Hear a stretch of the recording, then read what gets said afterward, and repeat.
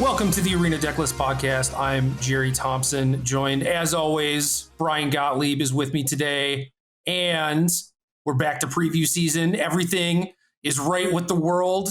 It is just where we want it. Brief break from preview season. I think 1 week off, and that's all I needed. I'm ready for new cards, and we have quite a few spicy ones. We can also check in on historic, though. I think we should start with these new cards. They're the talk of the town presently, but I know I've been playing a lot of historic, and I think you have too. Not in the last few days. Okay. But I did, play for a lot of days right after the Historic Horizons came out. Okay, let's come back around to that at the end of the show and grab the excitement right now. Talk about these new Innistrad Midnight Hunt cards. Yeah, get to the good stuff first. If you want to stick around for historic stuff, cool. So there are some mechanics, and I think we should talk about those first because they're kind of weird, at least compared to, well, maybe not compared to anything, but like given how we are used to doing things, they are strange, I suppose. Yeah, that's a good way of putting it. I like starting that way. It feels correct with this set. Not how we usually do things, but I'm down for it. So if you want to learn more, Daily MTG is where there's a rules article posted. It's kind of buried, but I found it. You can find it too. So I have faith in you. We're going to start with the day and night stuff. And I saw a Twitter post by you, Brian, where apparently you created this mechanic. Yep. This is mine. 11 years ago, as part of the Great Designer Search, I submitted something that kind of, sort of, almost maybe if you squint hard enough, looks like this. For what it's worth, I don't think they stole my mechanic. I don't know if that was clear via my tweet.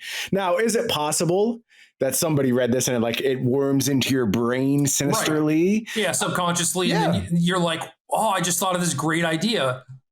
I think that's totally possible. That's one of the reasons why I'm very careful with the Magic content I consume, because especially when it comes to podcasting, I really want to be careful about passing somebody else's thoughts or work off as my own, not on purpose, but subconsciously. I would never do that purposefully. I do think it's completely possible that I just kind of integrate it into my own thought process and believe it is my thought. So I'm very careful about that scenario. So maybe I possibly got this brainworm started. But you know what, Wizards, you've brought me a lot of joy over the years. You're welcome to the day-night cycle. I hope you use it to the best of your abilities. Well, isn't there some legalese too if you do the GDS? It was literally 11 years ago. So I can't tell you what the legalese surrounding it, but I think you're right. I think they do say anything submitted here could potentially be used. Right. And it's just to cover their ass. It's not like they plan on doing that. It's just that if you submitted some stuff and then WotC used something that looked like your mechanic, you could potentially sue them, and their lawyers are very good at protecting themselves. Very risk adverse, I would say. That's how I would define their lawyers. So new werewolf mechanic, day-night, game starts as nothing, neither. And there are some cards that we've seen so far that ETB and make it night or make it day. And then if a player casts no spells during their own turn, it then becomes night once it is day. And then night is, if a player casts at least 2 spells during their turn, it becomes day next turn, which is, I don't know, it's not that different than the old werewolf mechanic. But it's global. And the difference is if it is night and you cast one of these things that's a DFC, it will ETB in the night side. For what it's worth, I think this is a better implementation of the werewolf transformation thing. It's way better. Yeah, it makes sense that everything that could potentially be a werewolf should be a werewolf at that point in time. Also, other horror things that only come out at night, I think it makes a lot of sense for those as well. Right. And the confusing thing to me is that we've had a similar mechanic before, and I keep wanting to think of it in terms of that. But no, this is different. If it is night and you cast your thing, it's on whatever side says Nightbound or whatever, right? So that is an interesting wrinkle, and I think it's definitely like a power level up for a lot of these werewolves too, because a lot of the time it was like, oh, I have to jump through all these hoops to try and transform it, and now you might just get that off the bat.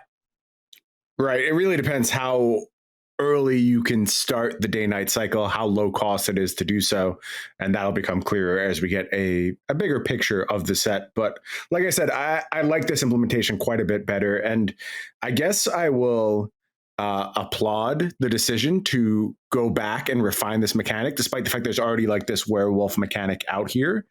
I think they found a better way to do it. And rather than just say, well, this is what werewolves are and we're going to stick to it forever, they were willing to sort of retrace their steps and go back and really redefine what werewolves are supposed to be. And like I said, I think ultimately settling on a better implementation.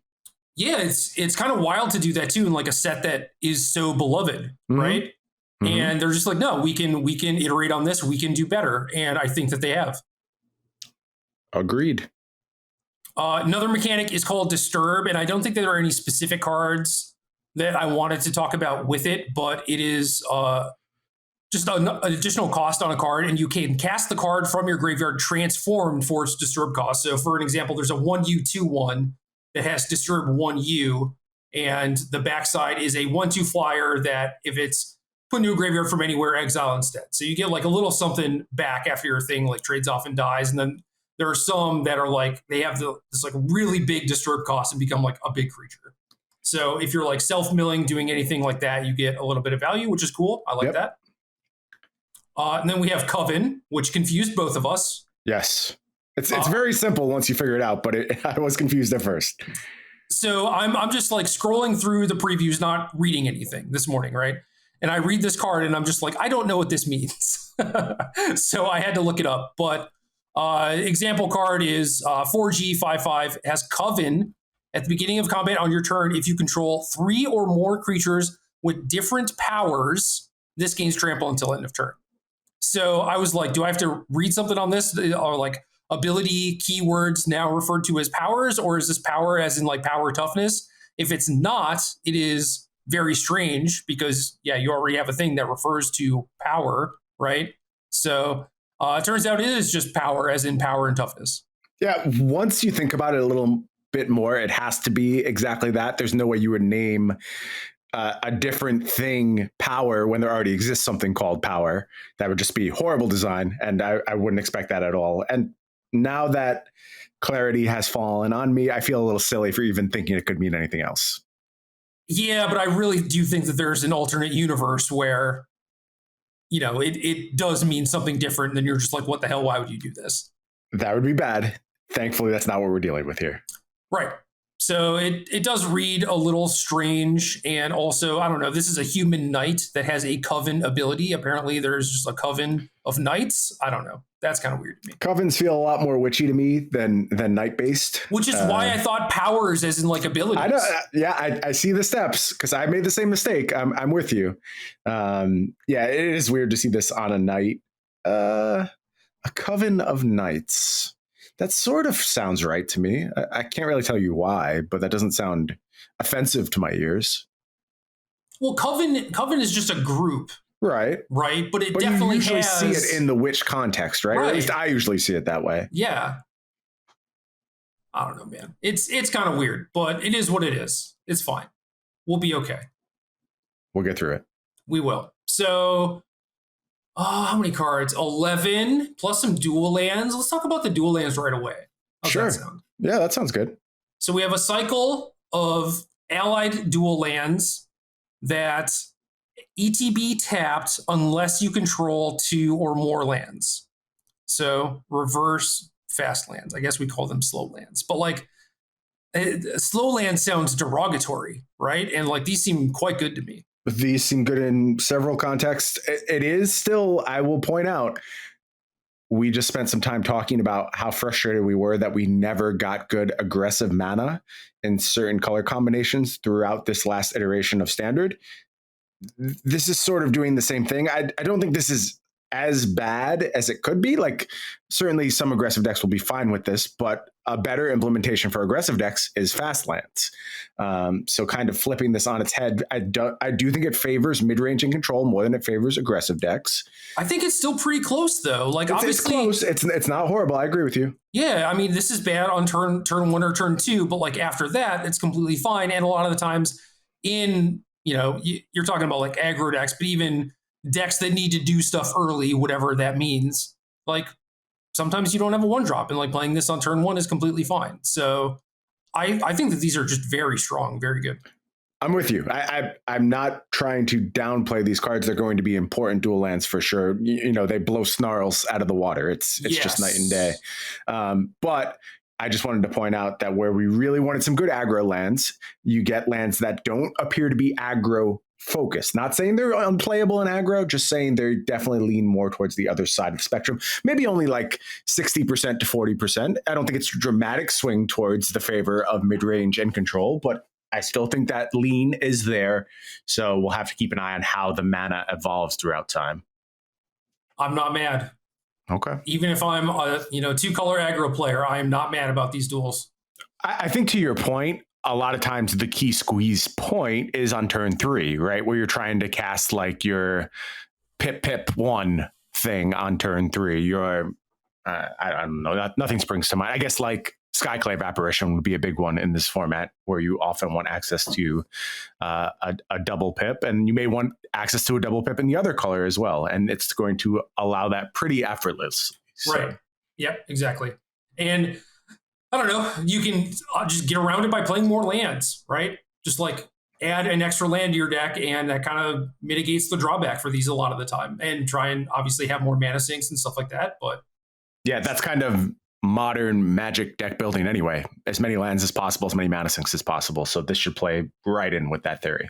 Right. And then other mechanics, I mean, we talked about Flashback the last time that we had a preview show a few weeks ago. And then we also have Investigate back, which I thought may or may not come back given the nature of the mechanic, but it's here, and I'm very happy about that. Me too. Like this mechanic. It can be exploitable, abusable in some scenarios, but I think overall I'd rather have it than not have it. On to specific cards. We will go in Wooburg order, starting with Brutal Cathar, which is 2 dub, 2/2, human soldier werewolf, daybound, and when this creature enters the battlefield or transforms into Brutal Cathar, exile target creature and opponent controls until this creature leaves the battlefield. And the backside is Moonrage Brute, is a 3/3 first strike ward, pay 3 life, and nightbound. This seems incredible to me. Yeah. Extremely strong. Now, I also want to double check that I am understanding this card properly. So I just want to kind of run through it with you. I think I got it, but it's a confusing card. These are new abilities, so I just want to make sure. Enters the battlefield, you're going to snag one of your opponent's things. It transforms. If it enters on the front side. If it enters on the front side. Very true. It transforms. You're going to snag another of your opponent's things as long as this enters on the front side. So it has to become the white side of the card. The back side is red, right? So you have to flip back to the front side at some point to get an extra creature. Okay. So it's not on the flip to the Moonrage Brute side. It's on the flip back to Brutal Cathar that you can get an extra creature. Correct. So if it is night, when you cast this and it ETBs on the back red side, you will not Fiend Hunter something. Okay. This makes sense to me. Seems powerful still. I am not really worried about the scenario where you want this to remove something and end up with a Moonrage Brute, because that seems somewhat manipulatable. Like you are able to cast it as your second spell, and then you know it's going to become day on your opponent's turn, and you'll get back to Brutal Cathar. And it's harder for your opponent to break up because this does have the ward ability. So granted, you can certainly pay the 3 life, but if you're any kind of aggressive deck putting your opponent in the squeeze, they're not going to be super happy about that exchange. Yeah, it's nice. This is, I don't know, like the Fiend Hunter type stuff was mostly just like a fancy Oblivion Ring. Like maybe it puts some pressure on them, but this thing does that and applies pressure. Yeah, a lot of upside. And you have the upside of just snagging a second thing at some point. Really exciting card. I didn't understand it entirely properly. Now that I do, I'm still over the moon about it. And I think like if the downside of this card is you end up with a Moonrage Brute, you are going to live with that just fine. There's not going to be any complaints about that. Yeah, because think about playing against a creatureless control deck or something. You get to manipulate it so that it's night, and then you get just like the better threat to start off with. You're not caring about exiling a creature anyway. It seems very good. I'm sure there are scenarios where it's like it's night, you're having trouble like actually getting it back to day to Fiend Hunt or something or whatever, but you're still getting like a decent thing out of the deal, like 3/3 first strike. Mm-hmm. So yeah, and I really love Ward being this vanilla thing that we get to access to. It feels like a very good knob for making creatures just a little bit better. Right, and especially on something that like they want to kill with spot removal, right? Mm-hmm. Mm-hmm. Other white card we want to talk about, Enduring Angel, or I guess card I want to talk about. 2 dub, so 5 mana total, 3/3 Angel, flying, double strike. You have hexproof. If your life total would be reduced to 0 or less, instead transform this, and your life total becomes 3. Then, if this didn't transform, you lose the game. It's like if they kill it with the ability on the stack or whatever. Yeah. The backside is a star Angel, flying. You have hexproof. Its power and toughness are each equal to your life total, and whenever this attacks, double your life total. Poo-poo on this card, Brian. Go ahead. It's not that I want to poo-poo on this card specifically. I think this is a good 5 mana creature that has no enter the battlefield ability. It's a very good version of that. However, it's almost impossible for that to matter. Doesn't really have any way of protecting itself, and it's small. Like the double strike body hits hard, but as far as like, I don't want to be Die's 2 guy because that guy really, really irritates me come preview season. But like, it does have vulnerability to Frostbite and most other removal spells. It'll die quite cleanly to that.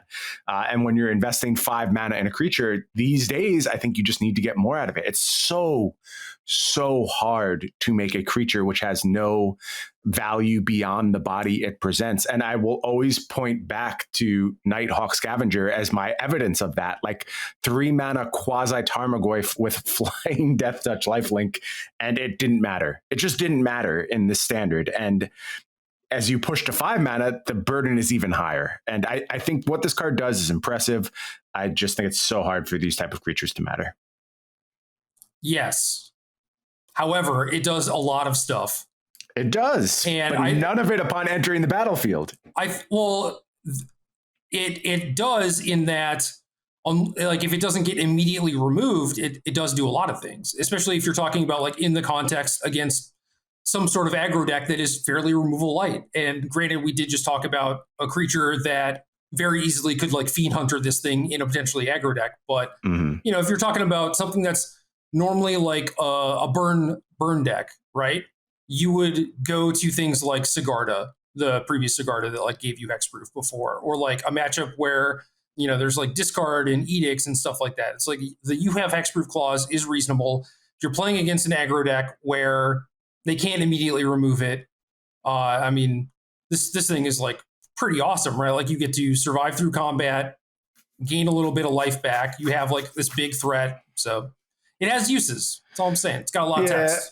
I just think like the sizing of it, like thinking about existing aggro decks, mono red, like I said, Frostbite, a bunch of other removal spells, even something like mono green aggro right now, you know, Primal Might, the smaller back end is where it has weakness as opposed to something like Sigarda, which had the 5 toughness to back it up. And I don't know, man. I want to be wrong. I want cards like this to be good again. I just don't think they will be. Of course, though, last few sets have been powered down.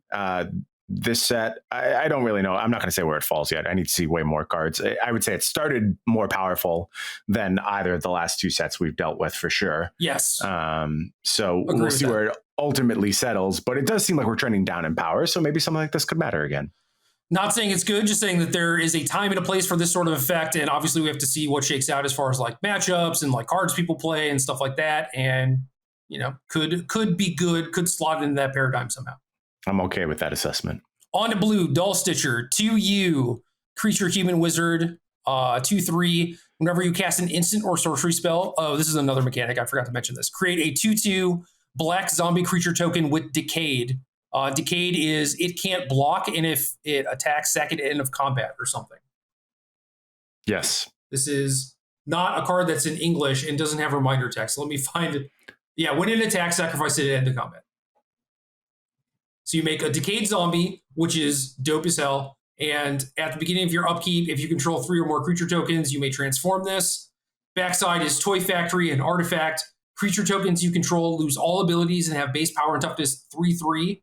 At the beginning of your upkeep, you may transform this. So Decayed is such a good thing to have on a zombie token specifically. Like, it is so much more flavorful. Like, ETB Tapped kind of did that or whatever, but it is nice.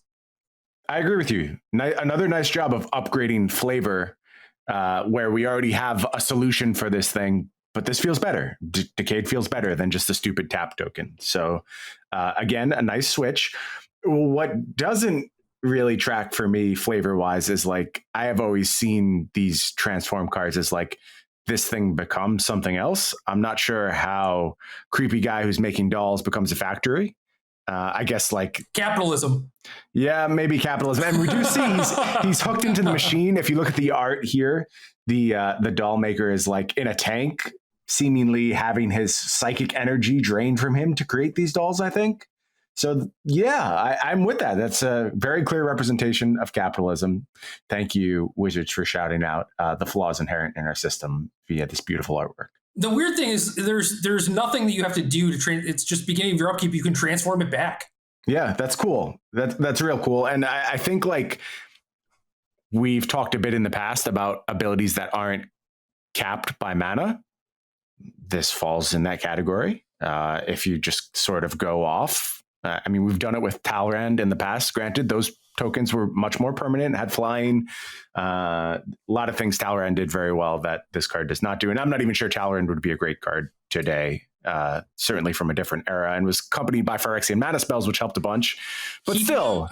Keep in mind that we also like poo-pooed all over Sedgemoor Witch. So I don't want to make it seem like, I think that this card is great or whatever. It's just that this is another iteration along those lines, and I don't know, it's Sedgemoor Witch saw about as much play as Nighthawk Scavenger did, which you brought up, right? And for a lot of the same reasons.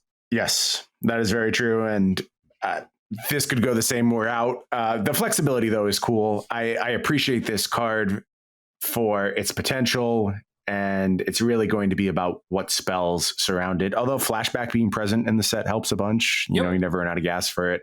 And the flexibility of this is cool too. I like that you can just upgrade your army or get more army, and you'll choose when that happens. Well, other blue card that we want to talk about is Secrets of the Key. You instant investigate. If this spell was cast from a graveyard, investigate twice instead. It has flashback for 3U.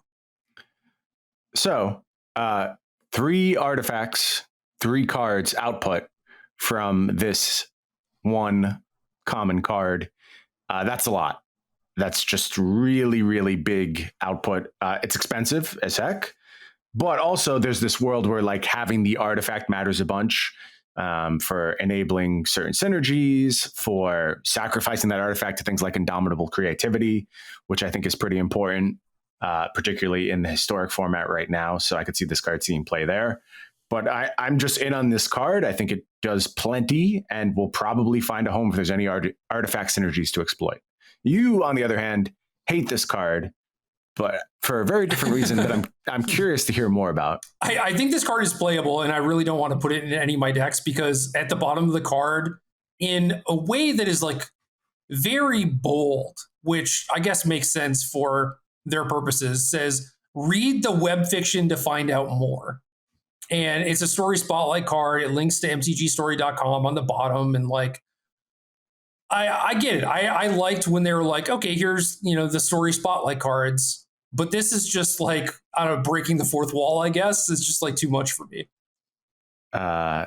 Yeah, well, once this is cast alongside your Chug Jug, I don't think you'll be all that concerned about the fourth wall anymore. I'll have bigger complaints, I guess. Yeah, you'll find. I mean, I get what you're saying. It is very on its face. But in defense of doing this, I mostly didn't notice the old way of doing this, which is to say, story spotlight and then have mtgstory.com at the bottom. The way this card still does, if you go look at it, it does the same thing. It's just got this huge slash across it that says read the web fiction to find out more. Do a different border or something. Like if that's your problem, don't do it in this blatant way. Like you tried to do it in a way that it wasn't like disruptive, Mm-hmm. And I thought that was cool, but clearly not enough people got it.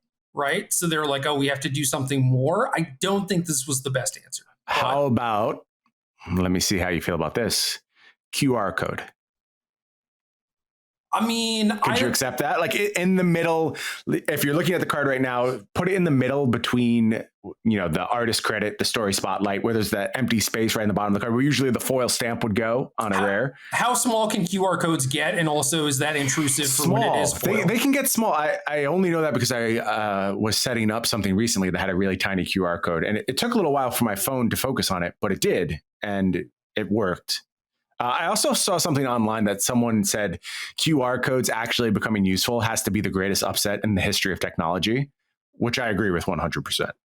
Just because it should not have succeeded? Seems so stupid, right? And it was so stupid for a long time. Nobody used QR codes for anything. And now they actually have some use. Yeah, it's weird. So, I don't know. Like the only time I really use QR codes is like through Genshin Impact, where it's like you play on PlayStation and it wants to take you to a browser. So I have to like put my phone up to my TV screen to scan the QR code. And it's like, well, this is like kind of silly, but I see the implementation where maybe it could be good. Like instead of like typing in MTG story, maybe you just scan your phone on this thing. Right. Like, I've used them a bunch recently, like setting up new technology in my house. It comes up all the time. My security system used it. In setting up, I recently got my PlayStation 5 fixed and got it back, but I think I got a new one because it didn't have any of my stuff on it when I got it back. So it's possible it's just a new unit. It's not really clear. But like adding all of my media stuff, the Netflix, Crunchyroll type stuff. Yeah. A lot of those use QR codes, which I find very convenient now.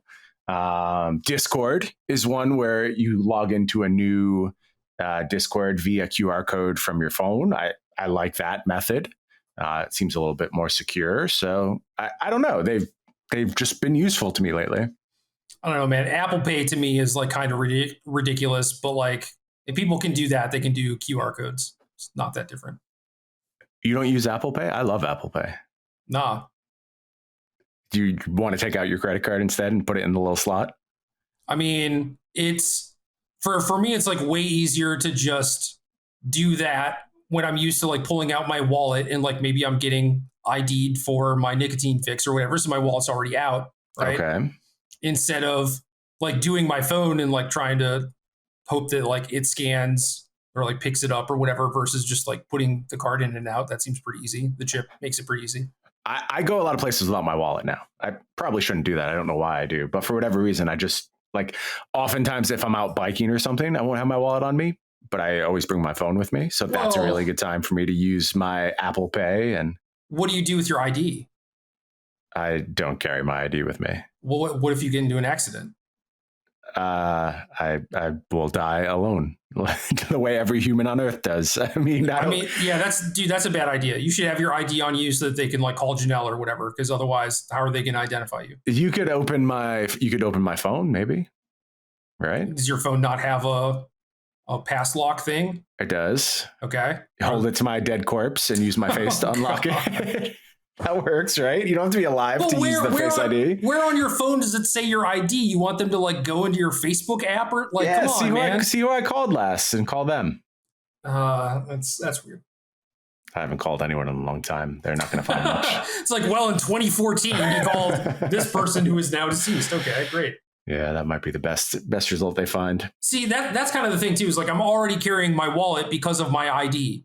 Right. So like, why would I not just use my credit card if my ID is already in my hand? All right. So how about this? You could use like a fancy phone case that just carries like your ID, and then you'd have everything with you and you pay via your phone. Could do that. I would hope that Apple Pay can pick up whatever through the phone case, obviously. But yeah, it can. The new ones anyway. They have like the MagSafe stuff. Okay, good. Yeah, it all works very easily. Yeah, that's probably fine. I could see like, I don't know. It's like if I'm playing games on my phone, then I don't want this like having a phone case is fine, but then you have like this obtrusive wallet phone case is like kind of maybe a little bit much. But right. Yeah, these new ones are much slimmer, like low profile, and actually like that's the reason to not have your credit card with you is that it's just like you just fit the essentials in. So basically, just your ID is all you need. But then, how do I buy something online? You don't have all your stuff saved for that? I mean, what if it's a new website? All right. Look, there's no perfect answers out here. I'm just saying I'm into Apple Pay. I use it a lot. Good. Carry your ID. The end. Okay. All right, black cards, or black card. Jadar, Ghoulcaller of Nephalia. 1B, 1/1. Legendary creature, human wizard. At the beginning of your end step, if you control no creatures with Decayed, create a 2/2 black zombie creature token with Decayed. I appreciate a consistent source of fodder always, to the extent that I usually overvalue these. And Jadar in particular seems low impact for this type of setup. A legendary creature, so it can't be out there in multiples. Very fragile body at 1/1. The tokens being made is a little dicey. The Decayed ability certainly limits their effectiveness in multiple scenarios. But still, if you're just looking for disposable stuff, Jadar does a great job of bringing that together. And there's certainly been enough decks that just want masses of bodies around and ways to cash them in on every single turn. So if anything like that exists, Jadar will have a decent home. Plum the Forbidden. Yeah, that's a nice one. I mean, you can never have more than one of these tokens in play. That's the problem. And Plum really wants you to have a huge amount of them. I'm just saying that this gives you constant +1. It does. Something better would be like a reusable sack outlet. Yes. And then you're really getting paid on this, but nothing comes to mind immediately. I know there was the weird sacrifice a creature, draw a card artifact in black, which I believe is rotating. What else is out there? Do we have Village Rites? Is that card evergreen yet? It's got to be close. Although with Plum existing, maybe that's the replacement. Well, you have the 2-mana one that makes a treasure. Yep, that's true. So that's true. That card is always enabled when you have this one, right? Yeah. So I think that's a fine way of looking at it. The other way of looking at it is just this is a 3/1. Right? Because you play it, you get a token, you can attack for 3 next turn, get another token. Just as an aggressive creature kind of riding solo, this seems fine to me also. Yep. And there will be space to, if you want to do the Village Rites thing, where you can attack with the creature and still pop it off of Village Rites before it actually hits end of combat. So that's cool. Yeah. A little interaction. Yeah. So I think this card is reasonable. Again, context matters. What are we looking at as far as decks and the surrounding things? But that stuff aside, this card has appealing text. Okay. I'll take that assessment. Are you ready for something with non-appealing text? Sure. Why are we talking about non-appealing things? Because it's relevant to our common interest. Okay. Festival Crasher, red card, 1R, 1/3, creature devil. Whenever you cast an instant or sorcery spell, this gets +2/+0 until end of turn.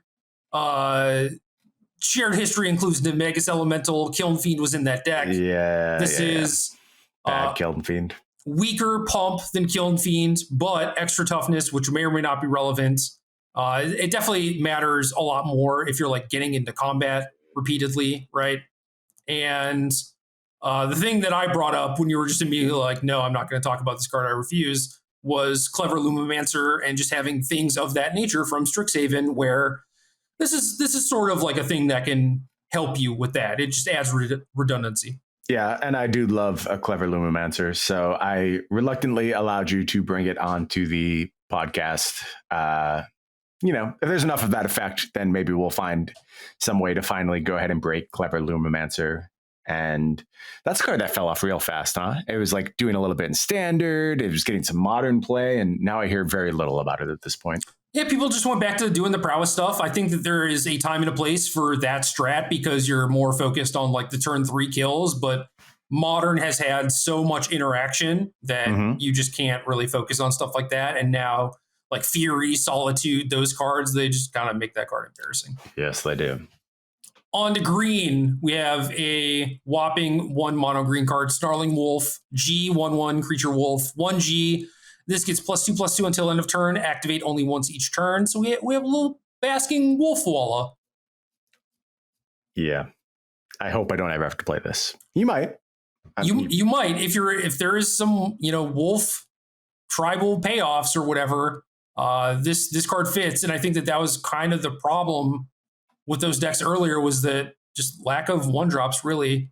And I don't know, I feel like wolves and werewolves in general are one of the things that has missed for competitive. And if they wanted to switch it up this time around, I think that would be a net good thing. Obviously, they're just wildly popular in, like more casual settings, however you want to describe them. But I feel like if we finally had like a werewolves deck in standard, that would be awesome. Yeah, and some foundational pieces are necessary if that's going to work. So maybe this is a plant for that, a way to make it work. And also, I'll point out that we get 2 sets of Innistrad stuff. I don't know how much crossover there's going to be on the werewolf side of things, although we see vampires already showing up in this set. So I have to assume there's some werewolves in the next Innistrad set as well. That makes it even more likely that there's enough tribal support for this to work. Yeah, and this is the wolf set, Mm-hmm. It's got to be something. I would think so. On to the gold cards, and we have a couple werewolf cards, but I don't know if this is like enough to get them there. You know what I mean? So we're still waiting, I think, but we have a red-green legendary creature in Tovolar, Dire Overlord, 1 RG 3/3. Legendary creature, human werewolf. Whenever a wolf or werewolf you control deals combat damage to a player, draw a card. At the beginning of your upkeep, if you control 3 or more wolves and or werewolves, it becomes night. Then transform any number of human werewolves you control. And this thing also has day bound, so ETB, make it day. If it is nothing, make it day. And backside is a 4/4. Whenever a wolf or werewolf you control deals combat damage to a player, draw a card. And XRG, target wolf or werewolf you control gets +X/+O and gains trample until end of turn and has nightbound. So they thought it was important enough to keep the draw card thing on both sides, and the backside is the Kessig Wolf run for wolves and werewolves. So like this is again like a good start, a good piece of the puzzle. A lot of good text, and I like that we're also starting from a card advantage point of view when we're trying to enable this tribe, because if it's just here's my beaters, the rates already are making me concerned, because 3 mana for a 3/3, maybe it's a 4/4. That's not going to get the job done in current Magic. So it needs to offer some other kind of wrinkle. And the idea that like these werewolves and wolves are very difficult to block because they're getting pumped all the time via this lord or their own inherent abilities, that's cool. That puts your opponent in a squeeze, and it gives werewolves a unique personality that I think they've mostly been missing. Like, obviously, transformation is the core of their personality, but in terms of playing games, they just sort of feel like 2 different creatures a lot of times. And there's no real thematic thing I can seize upon that the werewolves are trying to accomplish. Here, the deceptive card advantage type game is this hint at an identity that I really like.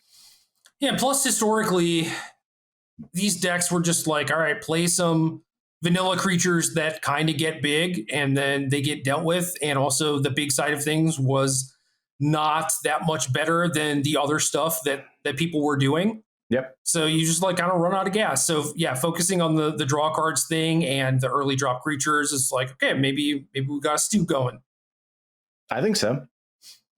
Other card. New Arlinn, the Pack's Hope, 2 RG, Planeswalker Arlinn, 4 starting loyalty, daybound, +1 until your next turn. You may cast creature spells as though they had flash, and each creature you control enters the battlefield with an additional +1/+1 counter on it. -3, create 2/2 green wolf creature tokens. Backside is same loyalty, nightbound, +2, add RG. And then 0 until end of turn, this becomes a 5/5 werewolf creature with trample, indestructible, and haste. Wow. A lot of abilities on this card, a lot of stuff it's doing, all of which I think are close to good enough and have me hopeful that you could make werewolves work. I really love how the +1 on the front side plays so well with the daybound, nightbound manipulation, and allows you to go ahead and get your werewolf set up. Yeah, with flash. It's like a little heavy-handed. I don't think that it necessarily like makes sense thematically outside of like, oh, we're abusing the mechanic this way. But if you force me to, I could come up with a justification for it, I think. A flavor justification, and have it be plausible at least, which is fine with me. That's all I really need. If you are hinting at the idea, I'll do the rest. I like the style of show, don't tell. So if I can come up with a reason why this makes sense, then that's good enough for me. But more importantly, I think this is going to put a lot of decks in a very difficult position. The fact that you're creating 3 threats immediately upon entering from the Daybound side. You have Arlinn itself plus 2/2/2 green wolf creatures. That's great defense for this card, first of all. And also just extremely hard for you to deal with. And then you're setting up to do more damage from the backside from Arlinn's the Moon's Fury. So I think this puts so much power onto the battlefield so efficiently that decks that don't interact on the battlefield are going to have a really tough time dealing with Arlinn. And decks like this have to pressure control effectively, or they'll just get squeezed out by removal spells. I think Arlinn's a great way to do that. Yeah, and if you cast it when it's night, it's just 5/5 huge, just huge, yeah. Which is awesome. The mana ability is kind of weird, but it helps you cast 2 spells to maybe flip it back if you need to. So I think it is like a little heavy-handed in terms of like application or whatever, but like it's for good reason. It ends up being a very strong card, I think. Yeah, and I think it's going to play really fun managing these abilities and contrasting them with each other. Yes, I agree with that too. Next gold card, Sigarda, Champion of Light. 1 dub, 4 mana total. 4/4, legendary creature angel, flying, trample. Humans you control get +1/+1. And Coven, whenever this attacks, if you control 3 or more creatures with different powers, look at the top 5 cards of your library. You may reveal a human creature card from among them, put it into your hand, put the rest on the bottom in a random order. Basically Winota. Sort of. A little bit more ground to cover there. I mean, you're a human guy. Tell me what you think about this card. I think like 1 as a top end in traditional human decks is okay. If we're talking in terms of like standard, because normally they're, 1 and 2 drop creatures. You have like some lords at 3 mana or whatever. And then you can afford to play like a 4 drop and a 5 drop or something. So like this kind of fits into that. And I don't know. I feel like if you're triggering the Coven thing, you're probably doing pretty all right for yourself. Like you played a 4 drop, it lives, it's an anthem, it's good in combat. Like, yeah, you're drawing an additional human, cool, whatever. Yeah, I am concerned that it's a source of card advantage when you already have a bunch of cardboard, which is not exactly where I want to be. Unless it's really explosive like Winota is, this is certainly less explosive. Now, it's good at breaking board stalls. If a human's deck was a thing and they just kind of got in positions where they stared at each other on the ground, I could see Sigarda being extremely important in that matchup because it changes sizing, allows you to fly over the battlefield and generate some card advantage there. So sure, it seems like a absolute mirror breaker in that spot. But that's a very specific application. In terms of just a raw rate, I'm basically with you. I could see a 1-of in some spots being fine, but this isn't breaking any boundaries for me. To have a better idea of where I stand, there are a lot of cards I wanted to talk about where it's like, okay, I can see potential for this. And those are still below the list of things where I'm like, okay, this is playable. And this is below those. So I'm not very hopeful. But again, it does have a lot of text. Yeah, if you're board stalling, cool. It's a 4 mana 4/4 flyer. That's not bad, but doesn't do anything on ETB. So big problem. Last card, another gold one, Galvanic Iteration. You are instant. When you cast your next instant or sorcery spell this turn, copy that spell. You may choose new targets. Flashback 1 you are. All right, here's why I wanted to talk about this. I don't think it's good. I don't really have much to do with it right now, but I do know that when you can copy things multiple times at instant speed, things can break. And things can break pretty easily in that scenario. So this with something like Unsubstantiate, if you just have infinite mana, is sort of messed up. I don't know that I want to build a deck around that interaction, especially because I think we're losing Unsubstantiate in relevant formats anyway. So that's not specifically what we're going to do. But I just wanted to point out that being able to do this stuff can be messed up. And you should keep track of it. And it's quite possible that you're going to be able to combine something with Galvanic Iteration and maybe just win the game.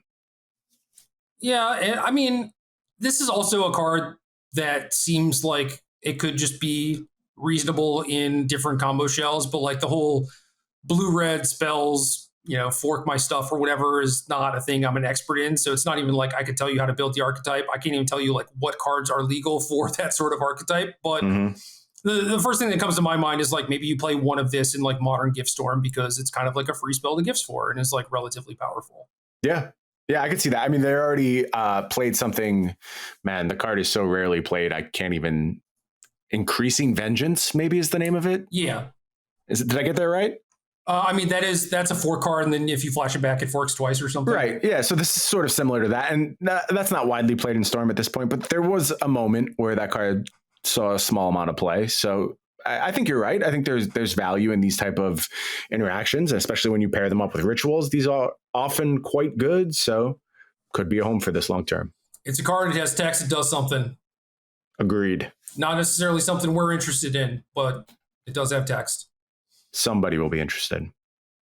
Not bad, though, I guess like the second wave of previews. This kind of feels like the first real dump of cards. You get look into the mechanics of the set and kind of like what the set is going to look like. And I'm surprised. I'm pleasantly surprised. I'm happy about it. Me too. We're recording this on Thursday, so we have literally only one day of stuff to work with. And I thought we had a pretty interesting, pretty full show. And we're already starting to see some hints of where the future of Standard could go. So that's exciting stuff. So now we get to talk about Historic. Yes. So I have to start by giving credit to you. I thought your article on Star City this week was excellent. And I also think your deck is excellent. So you can go. Tell us what you were working on, what you were playing, what your experience has been. I was playing a lot of Phoenix, and I'm going to look up this dude's name so generally what I have going on is like I'll be doing something, but then I'll have like Twitch on in the background on my TV. And, sometimes it's a TV show if like nothing really magic related is happening. I'm not super interested in watching Twitch, but like my default, I think at this point is watching Twitch, and a lot of it was Modern surrounding MH2 coming out. And then recently with Historic, I was watching a bunch of different people. And MTG NAGE is this person's Twitter. So at MTG NAGE. And Japanese dude, and was just like streaming Historic, was one of the people that was streaming Historic like a lot. So I just ended up watching him over other folks because like not a lot of people were doing it, or they were like, well, I'm playing Phoenix with Stormwing Entity, or I'm playing Merfolk or whatever. I'm just like, well, I'm not trying to watch you, And he would just like play a bunch of decks, and like you go to his Twitter, you see all his stuff. There's like Red Green Madness, and he tried out a bunch of different like mono red Phoenix decks, and it's basically just given me like a lot of inspiration. So I was trying some of the stuff that he was doing in terms of like mono red Phoenix, and he had like a mono red prowess deck that had the RR Phoenix, Mana Gorger Phoenix, but not Arclight Phoenix. Interesting. Yeah, so I don't know, just like good deck builder, good player, and was trying a lot of his ideas out. I think so. Like when we talked last, I think I said that like mono red Phoenix seemed like very, very bad, and then from watching his stuff, I think I've gotten into a place where it's fine, but it's still like really weak to graveyard hate, and I've fixed that to some degree. It's like not as bad as it was, but I don't know. I think if I were to continue to play more, I would look at what this person is doing. That's cool. Always nice when we find someone out there doing good work. Obviously, a lot of Magic is being inspired by other people and, taking little bits and pieces from everywhere and trying to make it your own thing and your own contribution. I basically just played your Phoenix list from your article. And, your conclusion that you put forth was, I will play this deck against anyone and anything. It feels good. That has mirrored my own experience. I think you're strong against graveyard hate. I think you have game against absolutely everyone. You win plenty of games on, turn 5 with disruption or removal. And there really doesn't seem to be anything in the Historic format that you couldn't account for. Not to say your list absolutely accounted for everything, but all the tools are there. And whatever you need to prepare for it, I think Phoenix can do it right now. Yeah. Was there anything that you wanted to change necessarily?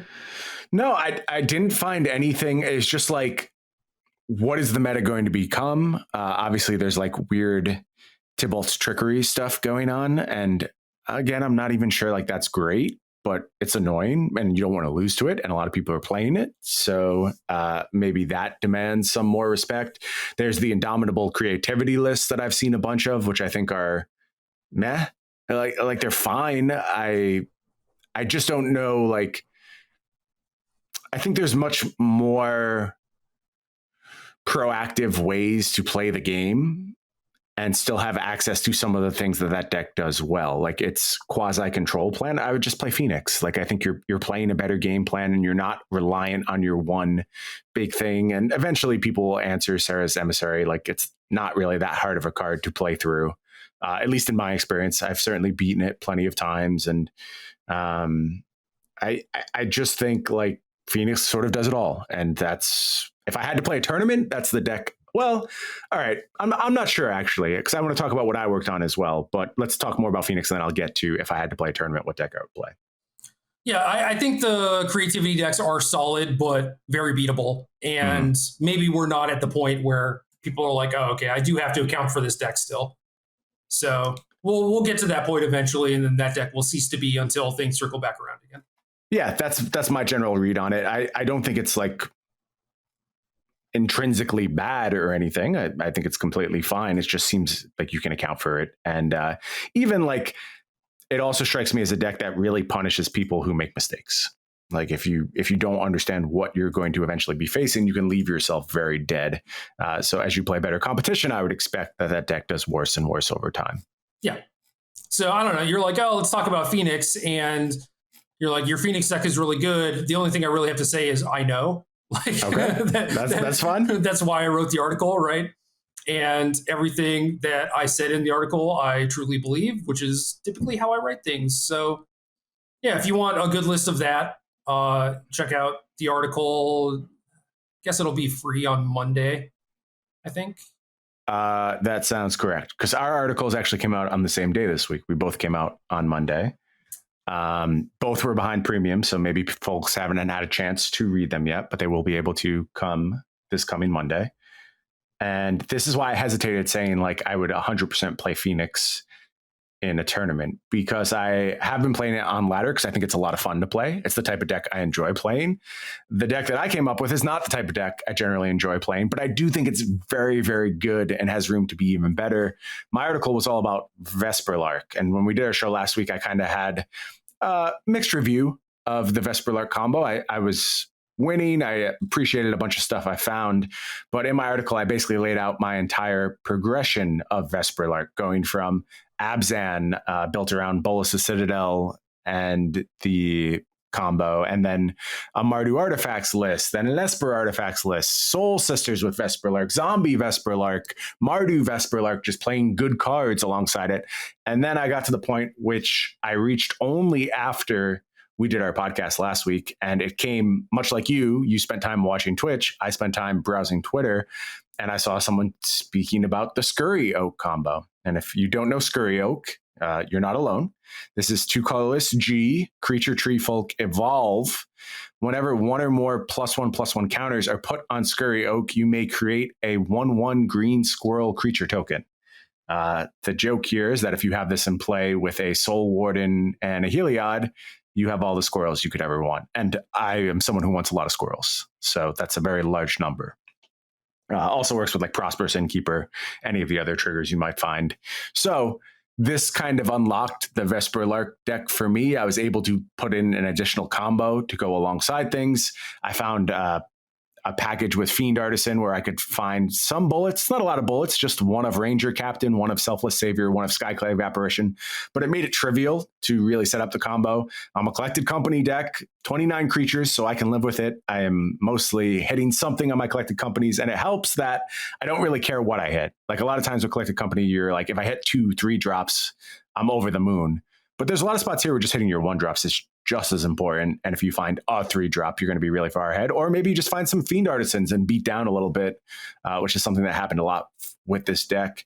I'm very pleased with the end result I found here. I think it's the type of creature combo deck that can have game for the long term in the format. It reminds me of either the Heliod decks in Pioneer or the Heliod decks, which currently exist in Modern, which have certainly fallen a bit out of favor, but they're still there. They're still strong. This feels like the historic version of it for sure. How annoying has it been? Annoying. It's so annoying. And that's another part of the reason why, like, you're asking me what I'm playing on ladder. I'm playing Phoenix. I don't want to play this deck on ladder. It's annoying. And there's spots where, like, you're theoretically, your only play is to gain infinite life. And that doesn't really work on Arena. You're going to gain like 70 life and you can probably still lose pretty easily. So that's frustrating. And I don't know that you fix that in a tournament scenario either. It's basically the same spot. So there's some questions with doing the mechanics of this deck that I don't think are quite answered and might lead me to playing Phoenix. But as far as quality of the deck, if this was a paper tournament, which is sort of impossible with every else weathering, although not really, like that card could exist if it wanted to. I think this deck is extremely strong. Yeah, I guess it's like kind of awkward, huh? Because I there was a period where I was like, oh, if paper tournaments come back, SCG Tour, maybe they start running historic. Now maybe they can't, or it's like historic minus those cards. I don't think it happens anymore. Yeah.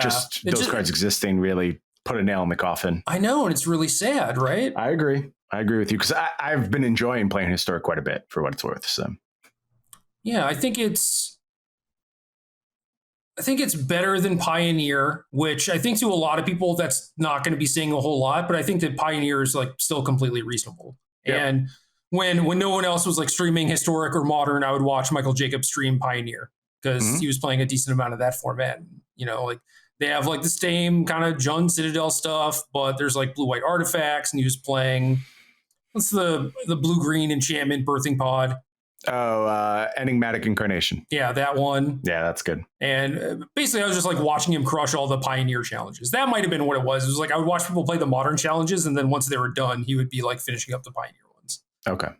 So I don't know, like that format still looked good to me. It didn't really have anything that was exciting to play with or against or whatever. And I think that historic has a decent amount of that stuff. But yeah, I think it's like slightly better than Pioneer, maybe like a little bit worse than modern, but like definitely better than standard. Miles better than standard. And maybe that changes. Maybe standard comes back and hopefully is awesome. We'll see. But yeah, like historic is definitely one of the formats that I would like to play if we were going to like play tournaments again. So it does make me kind of sad, but I don't know. Maybe you could just do it and just ban those things and it'll be fine.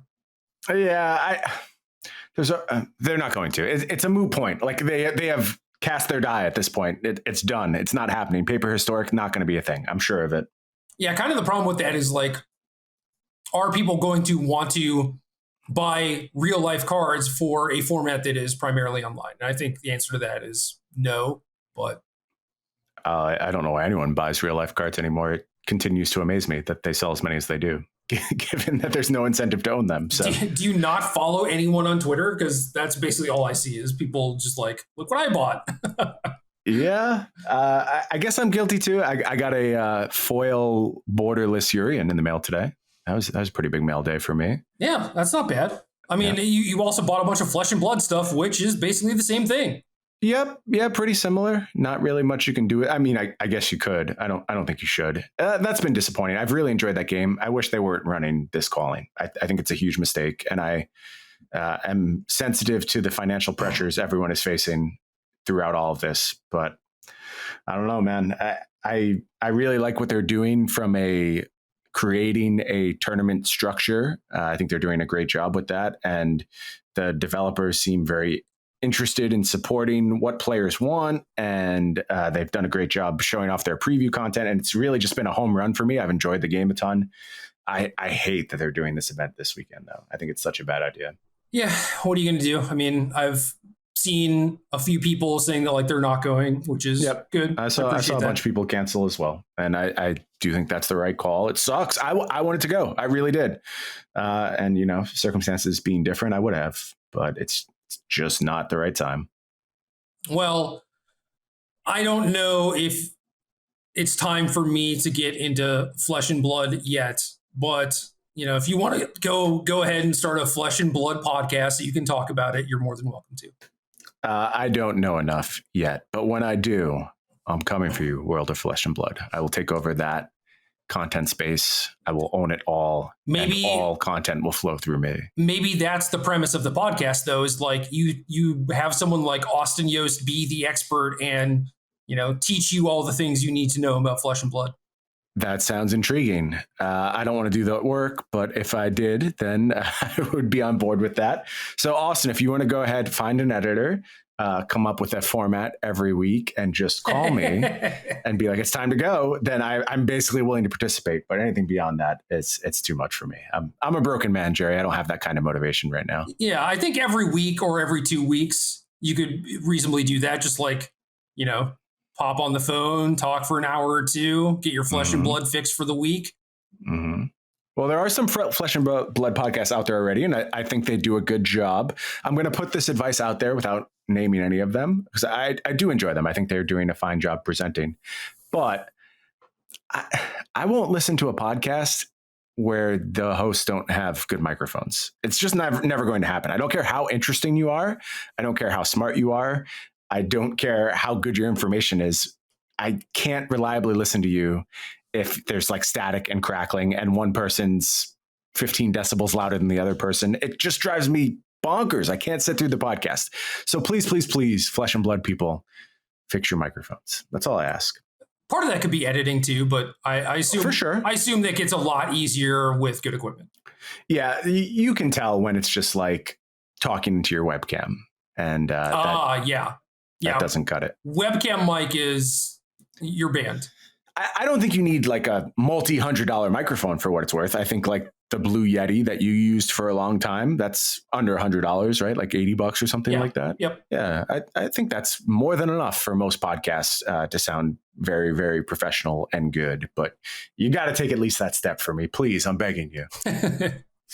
Well, dude, you already have the mic and you have a couple boxes of Flesh and Blood, so you're good to go. I have a lot of boxes of Flesh and Blood. I bought a lot. Damn. Okay. Yeah. Yep. Game, I guess. Sure.